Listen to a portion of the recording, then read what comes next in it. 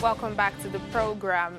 Good news in Zimbabwe. After months of strikes that have severely affected public services, the government and civil servants have agreed on a pay rise deal. Let's get more on this story from Zimbabwean journalist George Mushumba. He joins us from Harare. Thank you for speaking to us. It's good to have you back. This has been long coming for the Zimbabwean civil servants. How are they responding to this piece of good news?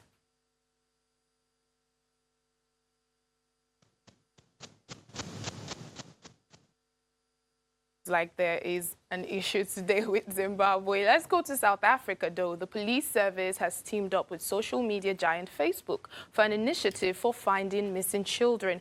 The Amber Alert initiative is present in 23 countries, and South Africa is the first African country to flag it off today. Speaking with Channels Television at the launch today, South Africa's National Police Commissioner General Kayla Sithole says it has become imperative to combat the issue of missing children on all platforms, especially online, given today's realities.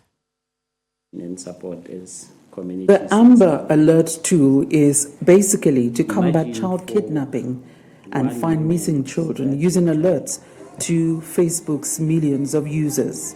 What we're looking for is to be able to support the police, to support those who are working for missing children's issues. But also, we think that this should spark conversations within families, within law enforcement communities, talking to our kids about how to avoid abduction, about what to do if an abduction occurs. So it's really a very comprehensive program. The participation of the community in the search of missing persons is encouraged on all levels and will now be enhanced through the implementation of the Amber Alert system, which is also embraced by the community policing strategy. The tool takes off in South Africa this Thursday, and it's the first African country to do so. We asked the Facebook Director of Trust and Safety, Emily Vadcher, how this actually works. What the Amber Alert system is on Facebook, it's an emergency alerting system when a child under the age of 18 goes missing. So essentially, we work with the police officers who have the information about the case. We put together all the relevant information, and that's the name of the child, the age, a description, a height, and a weight.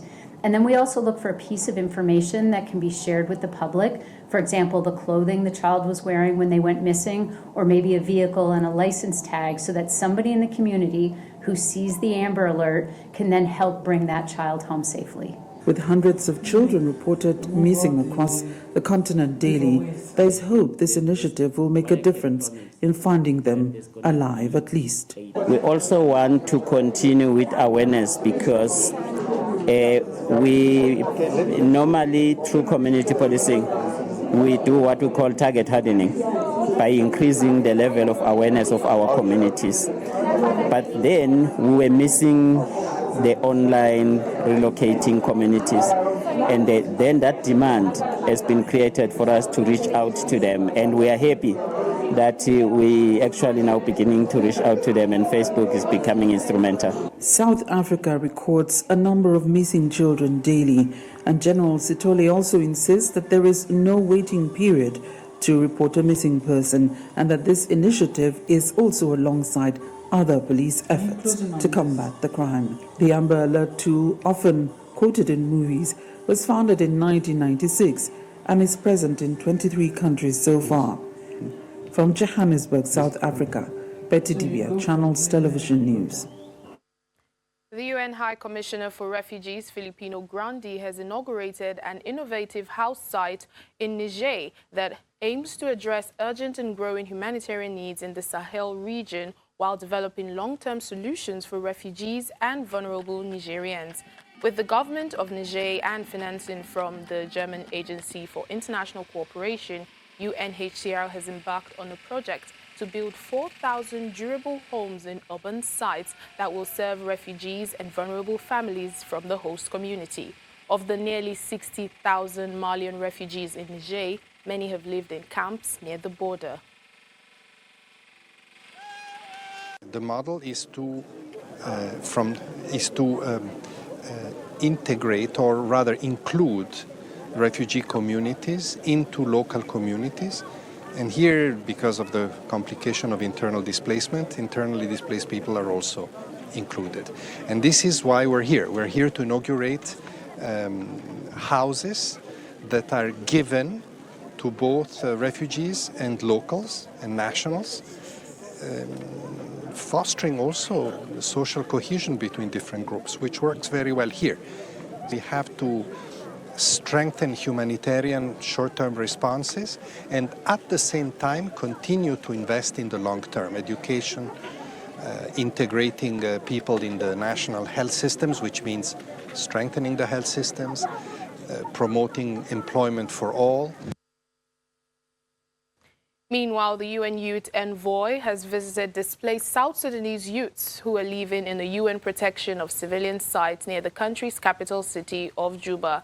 Thousands of South Sudanese teenagers and children have lived here since civil war erupted in December 2013. They are at least able to access food, water, shelter and educational services inside the site compared to many young people living in other parts of the country. All youth are not normally as you are seeing them right now. Particularly like I can say it, I've been traumatized. But you cannot seeing it but emotionally. So please, at least promote the access of education. That's the main thing that I can focus on. And please never forget that. I hope and wish that the elders will also continue to support young people, especially young women's participation in programs like this. And I hope that peace prevails in South Sudan and all of you young people will be seen as actors of peace and actors of prosperity, not as actors of war. The challenges women are facing more than men because most of women here, they are widows. They are the one taking care of their children. They have no any support coming from outside. Now, a group of farmers in western Kenya is processing hyacinth into manure in a bid to help conserve Lake Victoria and boost crop yields in their farms. Water hyacinth remains a tenacious weed in various African countries and has choked off large parts of the freshwater lake that straddles Kenya, Uganda and Tanzania. Water hyacinth has choked off large parts of Lake Victoria, the world's second largest freshwater lake that straddles Kenya, Uganda and Tanzania. But farmers in the Kenyan town of Asembo have found a way to curb the intrusive weeds advance while also boosting their own crops. They are turning it into fertilizer, chucking the hyacinth into a pit with other farm waste and wood ash. Alex O'Chain, who is a farmer, says the hyacinth compost helps suppress weeds on his farm. It is abundant in the lake. When you harvest it, you can spread it on the farm with a thickness like 1 inch. Then it will suppress the weed, so there will be no weed coming from the soil. Governments have had little success in eradicating the weed. It now covers parts of the lake surface like a carpet, cutting off communities from vital fishing grounds. As well as tackling that problem, the compost solution also helps with another. The farmers are encouraged to avoid synthetic fertilizers in a bid to improve the quality of their soils.